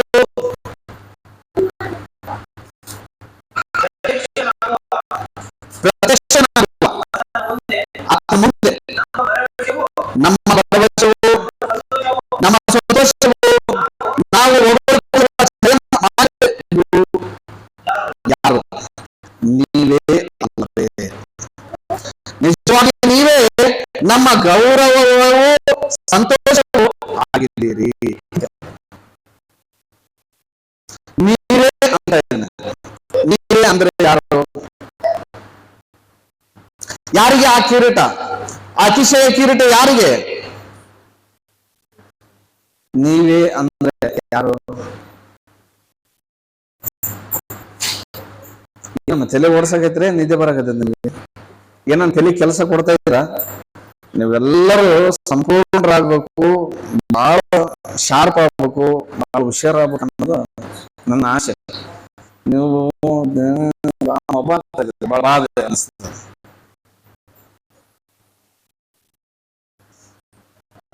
ನೀವೇ ಅಂದ್ರೆ ಯಾರು?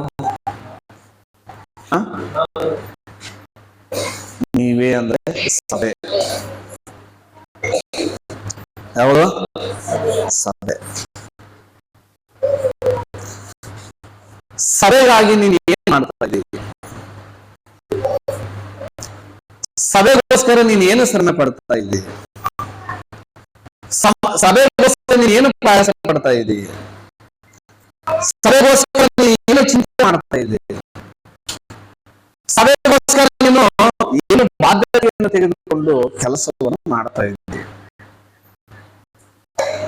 ಸಭೆಯಲ್ಲಿ ಶ್ರಮ ಪಟ್ಟಂತವರಿಗೆ, ಸಭೆಗೋಸ್ಕರ ಚಿಂತೆ ಮಾಡ್ತಕ್ಕಂಥವ್ರೆ, ಸಭೆಗೋಸ್ಕರ ಪ್ರಯಾಸ ಪಟ್ಟಂತವರಿಗೆ, ಸಭೆಗೋಸ್ಕರ ಬಾಧ್ಯತೆ ತೆಗೆದುಕೊಂಡು ಅದನ್ನು ನಿರ್ವಹಿಸುವವರಿಗೆ ಈ ಅತಿಶಯ ಕಿರೀಟ.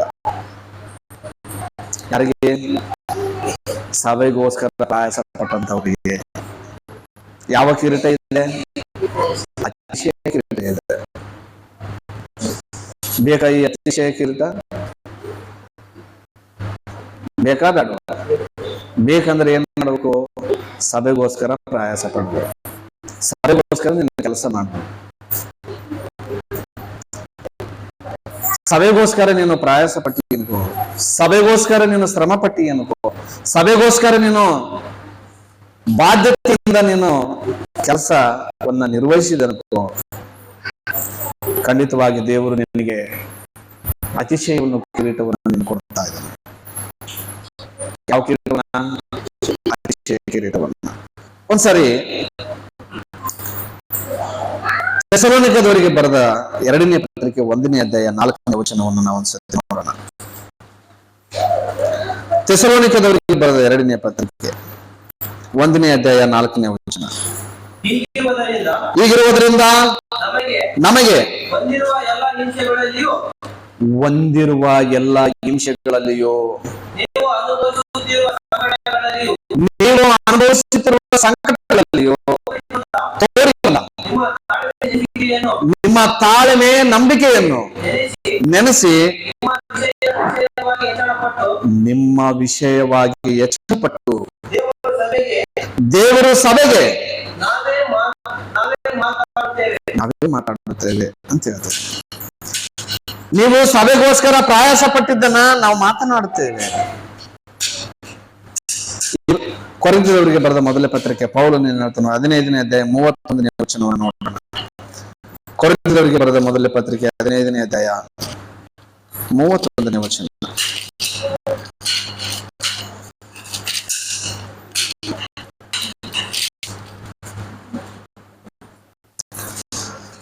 ನಮ್ಮ ಕರ್ತನಾದ ಕ್ರಿಸ್ತ ಯೇಸುವಿನಲ್ಲಿ ನಿಮ್ಮನ್ನು ಕುರಿತು ನನಗಿರುವ ಎಚ್ಚರದ ಮೇಲೆ ಆಣೆಯಿಟ್ಟು ನಾನು ದಿನಾಲೂ ಸಾಯುತ್ತಲಿದ್ದೇನೆ ಎಂದು ಹೇಳುತ್ತೇನೆ. ನಾನು ಎಫೆಸದಲ್ಲಿ ಮೃಗಗಳೊಂದಿಗೆ ಯುದ್ಧ ಮಾಡಿದ್ದು ಕೇವಲ ಮನೋಅಭಿಪ್ರಾಯದಿಂದಾದರೆ ನನಗೇನು ಪ್ರಯೋಜನ? ನೋಡ್ರಿ,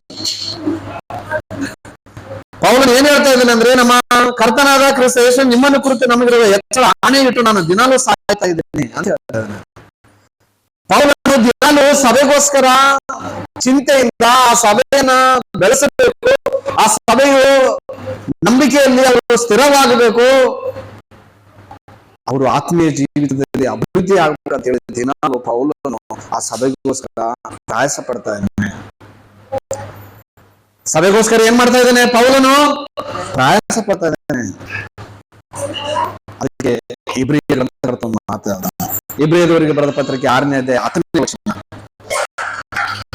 ಇಬ್ರಿಯದವರಿಗೆ ಬರೆದ ಪತ್ರಿಕೆ 6ನೇ ಅಧ್ಯಾಯ 10ನೇ ವಚನ.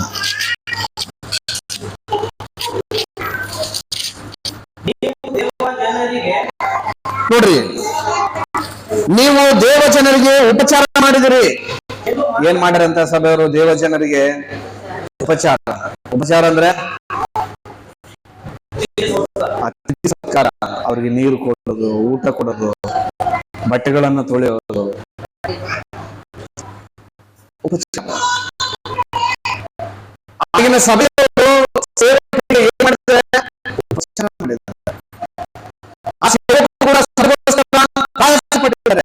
ನಿದ್ದೆ ಇಲ್ಲದೆ, ಊಟ ಇಲ್ಲದೆ, ನೀಡಿಕೆ ಇಲ್ಲದೆ, ನೀರಲ್ಲದೆ, ಚಳಿ ಅನ್ನದೆ, ಮಳೆ ಅನ್ನದೆ ತುಂಬಾ ಪ್ರಯಾಸ ಪಟ್ಟಿದ್ದಾನೆ. ಸಭೆ ಕೂಡ ಸೇವಕರಿಗೆ ಏನ್ ಮಾಡ್ತಾರೆ? ಉಪಚಾರ ಮಾಡಿದ್ದಾರೆ. ಇನ್ನು ಮಾಡ್ತಾ ಇದ್ದೀರಿ ಈ ಕೆಲಸವನ್ನು. ನೀವು ದೇವರ ನಾಮದ ವಿಷಯವಾಗಿ ಪ್ರೀತಿಯನ್ನು ಆತನ ಮರೆಯುವುದಕ್ಕೆ ನೀವು ಉಪಚಾರ ಮಾಡಿದಿರಲ್ಲ. ಉಪಚಾರ ಮಾಡೋದಕ್ಕೆ ದೇವರು ಮರೆಯೋದಕ್ಕೆ ದೇವರು ಅನ್ಯಾಸನಲ್ಲ. ನೀವು ಉಪಚಾರ ಮಾಡಿದಕ್ಕಾಗಿ, ಸಭೆಗಾಗಿ, ಸಭೆಯ ಸ್ವಾರ್ಥರಿಗಾಗಿ ನೀವು ಶ್ರಮಪಟ್ಟು ಭಾರದಿಂದ ನಿಮ್ಮ ಕಸಾಲಿಂದ ಕೂಡಿರ್ತಕ್ಕಂಥದನ್ನ ಅವರಿಗೆ ನೀವು ಕೊಟ್ಟಿದಿರಲ್ಲ. ದೇವರು ಮರೆಯಲ್ಲ. ದೇವರು ಏನ್ ಮಾಡ್ತಾನೆ? ನಿಮಗೆ ಅತಿಶಯ ಕಿರೀಟವನ್ನು ಕೊಡ್ತಾನೆ. ಏನ್ ಮಾಡ್ತಾನೆ? ಅತಿಶಯ ಕಿರೀಟವನ್ನು ಕೊಡ್ತಾನೆ. ಅದಕ್ಕೆ ನೀವು ಉಪಚಾರ ಮಾಡಿದ್ರಿ, ಇನ್ನು ಮಾಡ್ತಾ ಇದ್ದೀರಿ. ಅದಕ್ಕೆ ಇನ್ನು ದೇವರು ಮರೆಯಲ್ಲ. ನೀವು ಉಪಚಾರ ಮಾಡಿದನ್ನ ದೇವರು ಮರೆಯೋದಿಲ್ಲ. ದೇವರು ನಿಮಗೆ ನೀತಿ ಕಿರೀಟವನ್ನು ಕೊಡ್ತಾನೆ. ಆತನ ಮರೆಯೋದಕ್ಕೆ ಆತನ ಅನ್ಯಾಯಸ್ಥನಲ್ಲ, ನ್ಯಾಯವಾಗಿ ಆತನು ನಿನಗೆ ನೀತಿ ಅತಿಶಯ ಕಿರೀಟವನ್ನು ಕೊಡ್ತಾನೆ.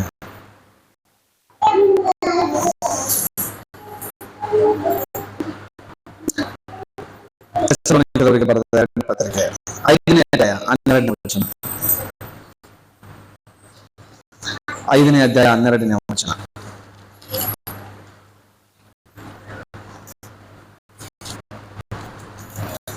ಐದನೇ ಅಧ್ಯಾಯ 12ನೇ ವಚನ. ಥೆಸಲೋನಿಕರಿಗೆ ಬರೆದ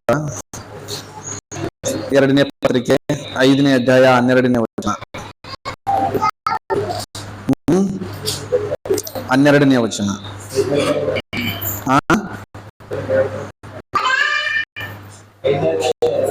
ಇಲ್ಲ, 1ನೇ ಅಧ್ಯಾಯ 1ನೇ ಥೆಸಲೋನಿಕರು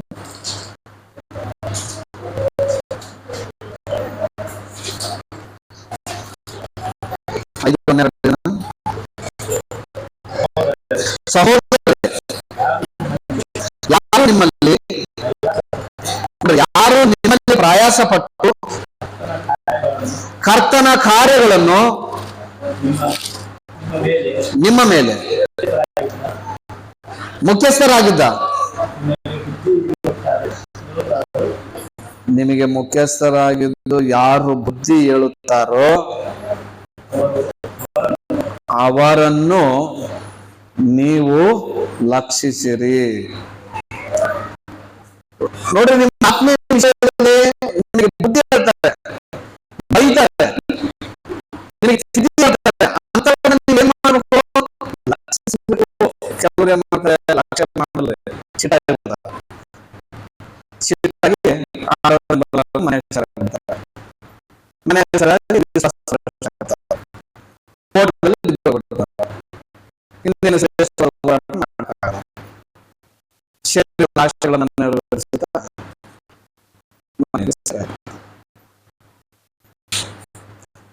ಅದಕ್ಕಾಗಿ ಕರ್ತನ ವಿಷಯದಲ್ಲಿ, ಸಭೆ ವಿಷಯದಲ್ಲಿ, ದೇವರ ವಿಷಯದಲ್ಲಿ ನೀವೇನ್ ಮಾಡ್ಬೇಕಂತಂದ್ರೆ ಪ್ರಯಾಸ ಪಡಬೇಕು. ಆ ಪ್ರಯಾಸ ಪಟ್ಟಂತವರಿಗೆ ಅತಿಶಯ ಕಿರೀಟ. ಪ್ರಯಾಸ ಪಟ್ಟವರು ಯಾರು? ಸಭೆಗೋಸ್ಕರ ಚಿಂತೆ. ಸಭೆಗೋಸ್ಕರ ಚಿಂತೆ ಇದೆನಾ? ಸಭೆ ಬಗ್ಗೆ ಭಾರ ಇದೆನಾ? ಸಭೆಗೋಸ್ಕರ ನೀವು ಪ್ರಯಾಸ ಪಡ್ತಾ ಇದ್ದೀರ? ಏನಿದೆ ನಿಮ್ಮದನ್ನಂತದ್ದು ಏನಿದೆ ಸಭೆಗೋಸ್ಕರ? ಸಭೆಯಲ್ಲಿ ನೀವು ಕೆಲಸ ಮಾಡ್ತಾ ಇದ್ದೀರಾ? ಸಭೆಗಾಗಿ ಶ್ರಮ ಪಡ್ತಾ ಇದ್ದೀರಾ? ಸಭೆಗಾಗಿ ಚಿಂತೆ ಮಾಡ್ತಾ ಇದ್ದೀರಾ? ಸಭೆಗಾಗಿ ಬಾಧ್ಯತೆ ಇದೆನಾ? ಇದ್ರೆ ನಿಮ್ಗೆ ಅತಿಶಯ ಕಿರೀಟ. ಯಾರಿದ್ದಾರೆ ಬೈಬಲ್ ಅಲ್ಲಿ ಸಭೆಗೋಸ್ಕರ ಪ್ರಯಾಸ ಪಟ್ಟಂತವ್ರು? ಯಾರಿದ್ದಾರೆ ಹೇಳ್ರಿ? ಪುರುಷರಲ್ಲಿ 1-2-3 ಹೆಸರು ಹೇಳ್ತಾರೆ, ಹೆಣ್ಮಕ್ಳಲ್ಲಿ 2-3 ಹೆಸರು ನೋಡೋಣ. ಸಭೆಗೋಸ್ಕರ ಪ್ರಯಾಸ ಪಟ್ಟಂತವ್ರು ಯಾರಿದ್ದಾರೆ? ಹೆಣ್ಮಕ್ಳಲ್ಲಿ. ಪುರುಷರಲ್ಲಿ ಯಾರಿದ್ದಾರೆ?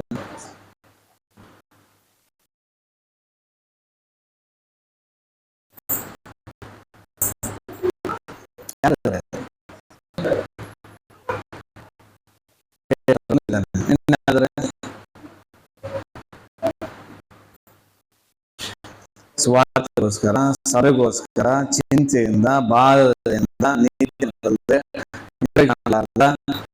ತುಂಬಾ ಪೌಲನು ಇದ್ದಾನೆ. ಮತ್ತೆ ಯಾರಿದ್ದಾರೆ?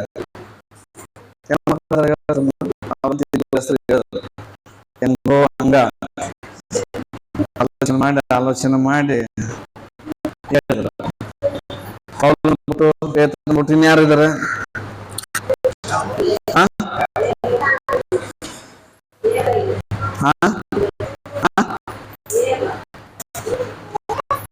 ಮಾತಾಡ ಒಡಂಬಡಿಕೆ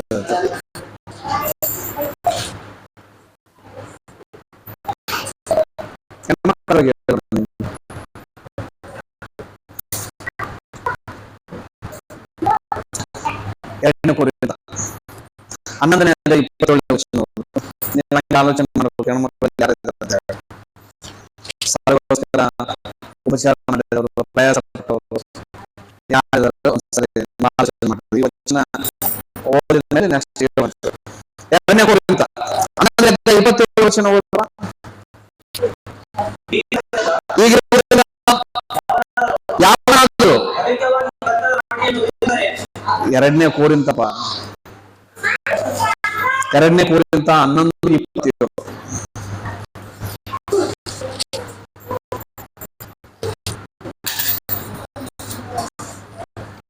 2 ಕೊರಿಂಥ 11:27.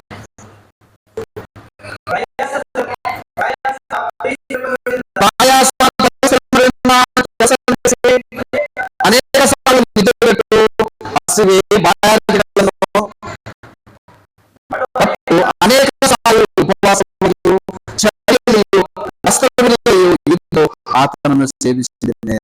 ಪೌಲನು ಹೇಳ್ತಿದ್ದಾನೆ, ಚಳಿಯಲ್ಲಿ, ಮಳೆಯಲ್ಲಿ, ಸಮುದ್ರದಲ್ಲಿ ನಿದ್ದೆ ಇಲ್ಲಂಗೆ ತುಂಬಾ ಶ್ರಮೆಯನ್ನ ಅನುಭವಿಸಿದ್ದಾನೆ, ತುಂಬಾ ಪ್ರಯಾಸ ಪಟ್ಟಿದ್ದಾನೆ ಸಭೆಗೋಸ್ಕರ. ಹೆಣ್ಮಕ್ಳನ್ನ ಯಾರದ ಪ್ರಯಾಸ ನಿಮಗೆ ಏನಿಲ್ಲ ಅಂದ್ರೆ ತಿಳುವಳಿಕೆ ಇಲ್ಲ. ಸಭೆ ಹೊಸ ಒಡಂಬಡಿಕೆ, ನೀವು ಆ ಒಡಂಬಡಿಕೆ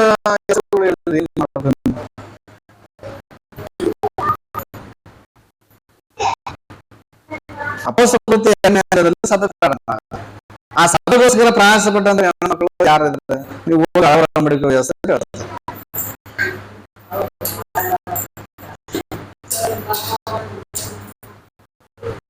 ಅದಕ್ಕೆ ಬಹಳ ಚುರುಕಾಗಬೇಕಂದ್ರೆ ಬಹಳ ಕಷ್ಟ ಐತೆ. ಅದಕ್ಕೆ ಏನ್ ಮಾಡ್ಬೇಕು ನನಗೇನು ಅರ್ಥ ಆಗ್ತದೆ.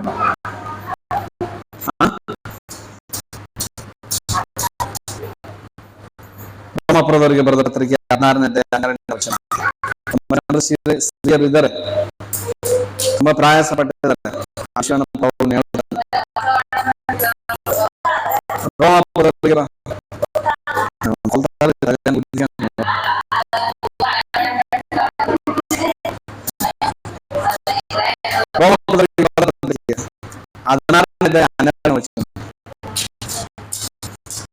ಸಭೆಗೋಸ್ಕರ ಪ್ರಯಾಸ ಪಟ್ಟ ಒಬ್ಬ ಸಬ್ಬಿತಾ ಇದ್ದಾಳ, ಸುಸನ್ನನವಳ ಇದ್ದಾಳ, ಇನ್ಯಾರು ಇದ್ದಾರ? ಹೆಸರು ಬರೋದಿಲ್ಲ. ಹೆಂಗ್ ಬರೋದಿಲ್ಲ ನಮ್ಮ ಹೆಸರು ನೆನಪ ಇಟ್ಕೋಬೇಕು ನೆನಪಿನಲ್ಲಿ. ಇನ್ಯಾರಿದ್ದಾರೆ? ಪೌಲನು ಹೇಳ್ತಾ ಇದ್ದಾನೆ, ರೋಮಪುರದವರಿಗೆ ಬರೆದ ಪತ್ರಿಕೆ 12ನೇ ವಚನ.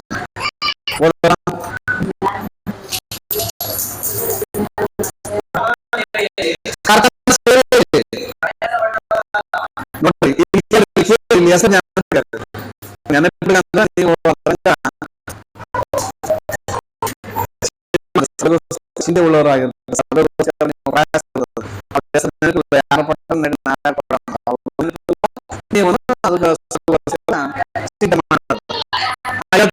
ಸಭೆಗೋಸ್ಕರ ಪ್ರಯಾಸ ಪಟ್ಟವರು ಸೇವೆಯಲ್ಲಿ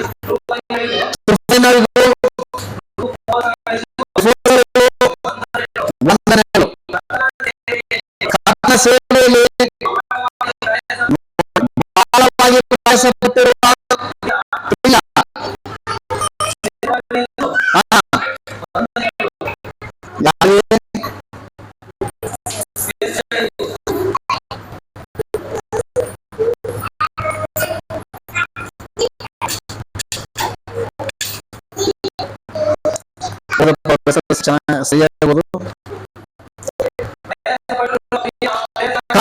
ಸೇವೆಯಲ್ಲಿ ಬಹಳವಾಗಿ ಪ್ರಯಾಸ ಪಡುವ ವಂದನೆ.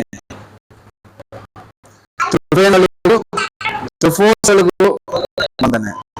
ಬಹಳವಾಗಿ ಪ್ರಯಾಸ ಪಟ್ಟಿರುವಂತಹ ವಂದನೆ. 3 ಜನ ಅನೇಕ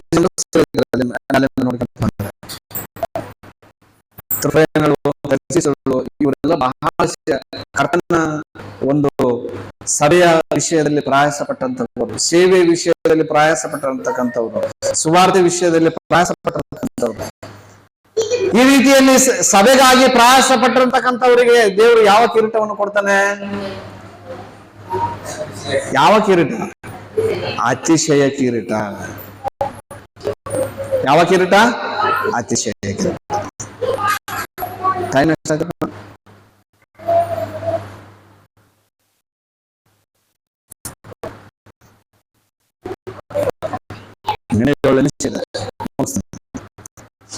ಮೂರನೇದು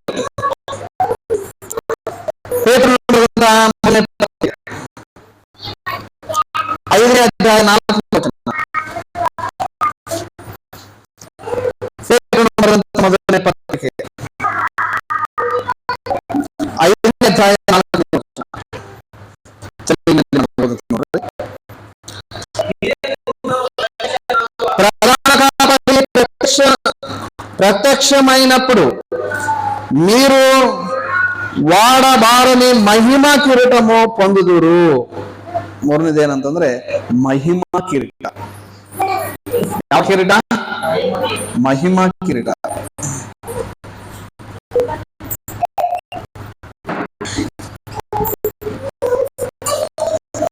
ಈ ಮಹಿಮಾ ಕಿರೀಟ ಯಾರಿಗೆ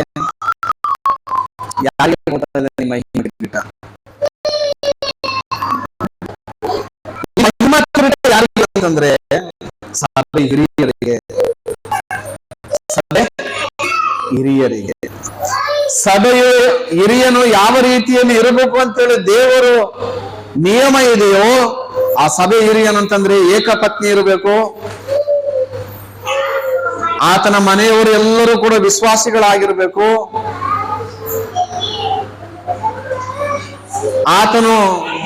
ಆತನಿಗೆ ದ್ರವ್ಯ ಆಶೆ ಇರಬಾರದು, ಕುಡಿಬಾರದು. ದೇವರ ಚಿತ್ತದ ಪ್ರಕಾರ ಸಭೆಯಲ್ಲಿ ಒಳ್ಳೆ ಸಾಕ್ಷಿ ಇರಬೇಕು, ಹೊರಗಡೆ ಕೂಡ ಒಳ್ಳೆ ಸಾಕ್ಷಿ ಇರಬೇಕು. ಆ ಸಭೆಯನ್ನು ನಡೆಸಬಾರದು. ದ್ರವ್ಯಾಶಿರಬೇಕು. ಮನೆಯಲ್ಲಿ ಆತನ ಆಧಿಪತ್ಯ ಇರಬೇಕು.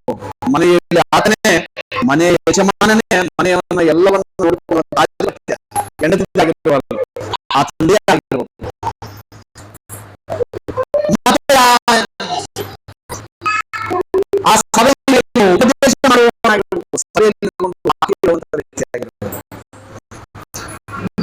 ದೇವರ ನಿಯಮದ ಪ್ರಕಾರ ಯಾವ ರೀತಿಯಲ್ಲಿ ಇರಬೇಕು ಆ ರೀತಿಯಲ್ಲಿ ಇದ್ದುಕೊಂಡು ಆ ಸಭೆಯನ್ನ ಕಾಯುತ್ತಾ ಇದ್ರೆ, ಆ ಸಭೆಯನ್ನ ನೋಡಿಕೊಳ್ತಾ ಇದ್ರೆ, ಆ ಕುರುಬನಿಗೆ, ಆ ಸಭೆ ಹಿರಿಯನಿಗೆ ದೇವರು ಏನ್ ಕೊಡ್ತಾನೆ ಅಂತಂದ್ರೆ ಮಹಿಮಾ ಕಿರೀಟವನ್ನು ಕೊಡ್ತಾನೆ. ಯಾವ ಕಿರೀಟ? ಮಹಿಮಾ ಕಿರೀಟ. ಮಹಿಮಾ ಕಿರೀಟ.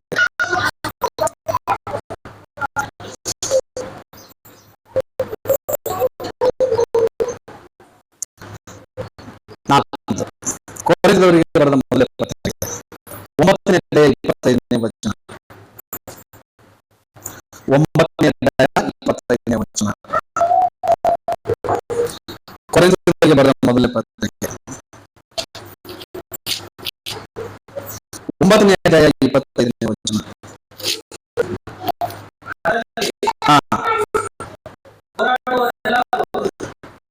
ಅದರಲ್ಲಿ ಹೋರಾಡುವವರೆಲ್ಲರೂ, ಯಾವುದರಲ್ಲಿ?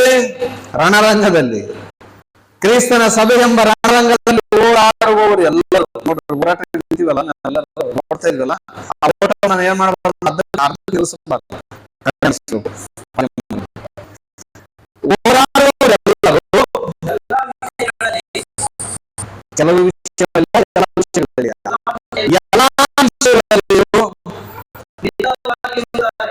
ಮಿತವಾಗಿರಬೇಕು. ಎಲ್ಲ ವಿಷಯಗಳಲ್ಲಿ ಏನಿರಬೇಕು? ಮಿತವಾಗಿರಬೇಕು. ಸಂಪಾದನೆ ವಿಷಯದಲ್ಲಿ ಮಿತವಾಗಿರಬೇಕು. ಆಶಯ ವಿಷಯದಲ್ಲಿ ಮಿತವಾಗಿರಬೇಕು. ಊಟದ ವಿಷಯದಲ್ಲಿ ಮಿತವಾಗಿರಬೇಕು. ನಿಧಿಯ ವಿಷಯದಲ್ಲಿ ಮಿತವಾಗಿರಬೇಕು. ಮಾತುಗಳ ವಿಷಯದಲ್ಲಿ ಮಿತವಾಗಿರಬೇಕು. ಆಸ್ತಿಯ ವಿಷಯದಲ್ಲಿ ಕೂಡ ಮಿತವಾಗಿರಬೇಕು. ಎಲ್ಲ ವಿಷಯಗಳಲ್ಲಿ ಹೇಗಿರ್ಬೇಕಂತ ಹೇಳ್ತಾನೆ? ಮಿತವಾಗಿರಬೇಕು. ಮನುಷ್ಯನು ಮಿತಿಯನ್ನು ಏನ್ ಮಾಡಿದ್ದಾನೆ? ದಾಟ್ತಾ ಇದ್ದಾನೆ. ಮಿತಿಯನ್ನ ದಾಟಿದವರಿಗೆ ಯಾವ ಕಿರೀಟ ಇಲ್ಲ ಅಂತಂದ್ರೆ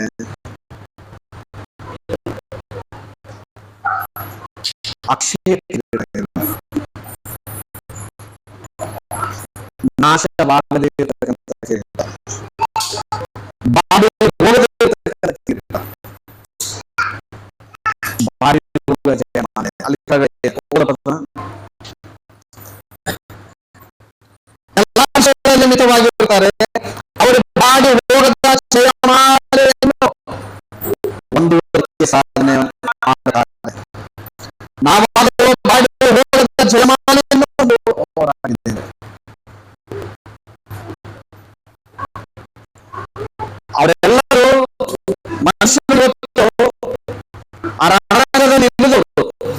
ನಾಶವಾಗಿ ಹೋಗುವಂತ ಕಿರೀಟಕ್ಕೆ ಅವರು ಹೋರಾಡ್ತಾ ಇದ್ದಾರೆ, ಓಡ್ತಾ ಇದ್ದಾರೆ. ನಾವು ಕ್ರಿಸ್ತನ ಸಭೆ ಎಂಬ ರಣರಂಗದಲ್ಲಿದ್ದುಕೊಂಡು ಎಲ್ಲಾ ವಿಷಯದಲ್ಲಿ ಮಿತವಾಗಿದ್ದುಕೊಂಡು ಅಕ್ಷಯವಾದಂತ ಕಿರೀಟವನ್ನ, ಬಾಡದೆ ಹೋಗದಂತ ಕಿರೀಟವನ್ನ ಹೊಂದುವುದಕ್ಕೆ ನಾವೆಲ್ಲರೂ ಆ ಕಿರೀಟ ಹೊಂದಿಕೊಳ್ಳಬೇಕಂದ್ರೆ ಎಲ್ಲಾ ವಿಷಯದಲ್ಲಿ ಹೆಂಗಿರ್ಬೇಕಂತೆ, ಮಿತವಾಗಿರ್ಬೇಕು.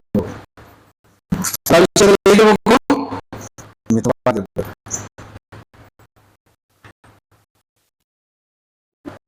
ಎಲ್ಲ ವಿಷಯದಲ್ಲಿ ಕೆಲಸ ವಿಷಯದಲ್ಲಿ ನಿತ್ಯ ಇಲ್ಲ, ಸಂಪಾದನೆ ವಿಷಯದಲ್ಲಿ ನಿತ್ಯ ಇಲ್ಲ, ಆಶಯದಲ್ಲಿ ನಿತ್ಯ ಇಲ್ಲ,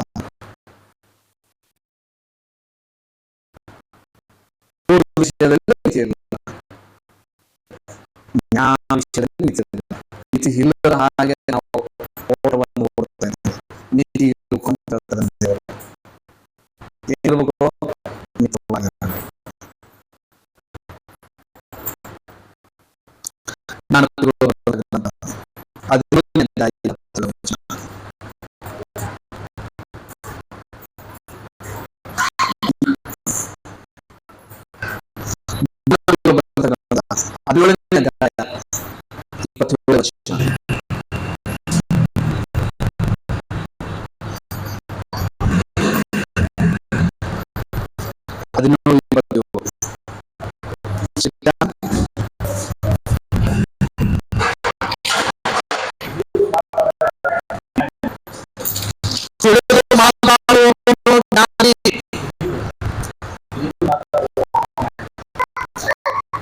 ಮಾತಾಡುವವನು ಜ್ಞಾನಿ.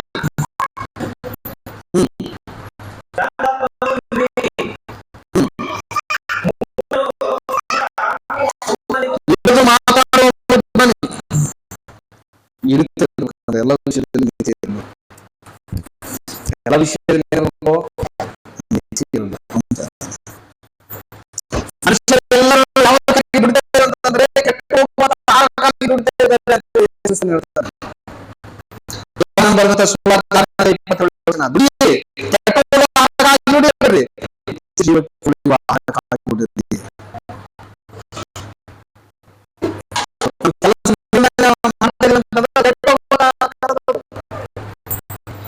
ಯಾವ್ದನ್ನ ತಗೊಂಡ್ರೆ ಎಲ್ಲ ಕೆಟ್ಟ ಹೋಗುತ್ತೆ, ಊಟ ಕೆಟ್ಟ ಹೋಗುತ್ತೆ, ಕಾಳು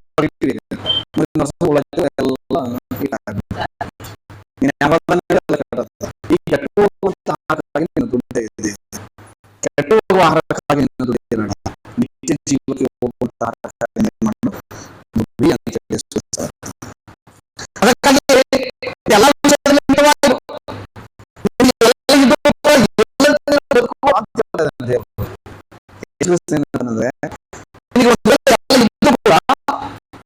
ಇಲ್ಲದಂತೆ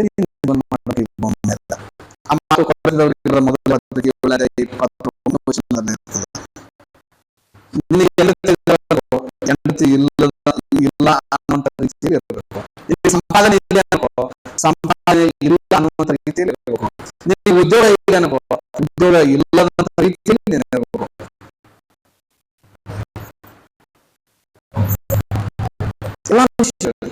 ಎಲ್ಲವೂ ಇದ್ರೂ ಕೂಡ ಇಲ್ಲದಂತೆ ಇರಬೇಕು.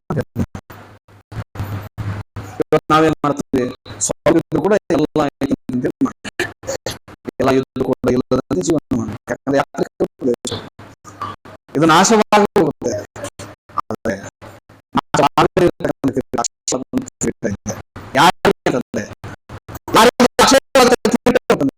ಎಲ್ಲವನ್ನ ಮಿತವಾಗಿ ಎಲ್ಲ ವಿಷಯದಲ್ಲಿ ಮಿತವಾಗಿರ್ತಾರಲ್ಲ, ಅವರು ಯಾವ ಕಿರೀಟ, ಅಕ್ಷಯ ಕಿರೀಟ. ಇನ್ನು ಕಿರೀಟಗಳಿವೆ, ಮುಂದಿನ ವಾರದಲ್ಲಿ ನಾವು ನಾಲ್ಕು ಕಿರೀಟಗಳ ಬಗ್ಗೆ ನಾವು ಆಲೋಚನೆ ಮಾಡೋಣ. ಈ ಕಿರೀಟಗಳು ನಿಮಗೆ ಯಾವ ಕಿರೀಟ ಬೇಕು ನೀವು ಆಯ್ಕೆ ಮಾಡಿ.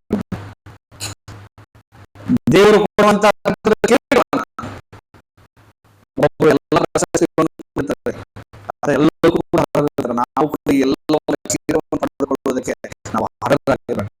ಆ ರೀತಿಯಲ್ಲಿ ನಾವು ಶ್ರೇಷ್ಠವಾದ ಹೋರಾಟ ಮಾಡಬೇಕು, ಓಟವನ್ನು ಕಡೆಗಣಿಸಬೇಕು, ಕ್ರಿಸ್ತನ ಮೇಲೆ ಕಾಪಾಡಿಕೊಳ್ಳಬೇಕು, ಸಭೆಗೋಸ್ಕರ ಪ್ರಯಾಸಪಡಬೇಕು, ಶ್ರಮ ಪಡಬೇಕು, ಕಷ್ಟಪಡಬೇಕು, ಉಪಚಾರ ಮಾಡಬೇಕು. ಎಲ್ಲ ವಿಷಯದಲ್ಲಿ ಮಿತವಾಗಿದ್ದು ಈ ಕೀಟವನ್ನು ನಾವು ಪಡೆದುಕೊಳ್ಳುವಂತ ಹೇಳ್ತಾ ಈ ವಾಕ್ಯವನ್ನು ಮುಕ್ತ ಮಾಡ್ತೀನಿ. ಈ ವಾಕ್ಯವನ್ನು ದೇವರು ಆಶೀರ್ವದಿಸಲಿ. ಎಲ್ಲರಿಗೂ ನಮಸ್ಕಾರ. ಮುಂದಿನ ಕರ್ತನ ಭೋಜನ ಕಾರ್ಯಕ್ರಮ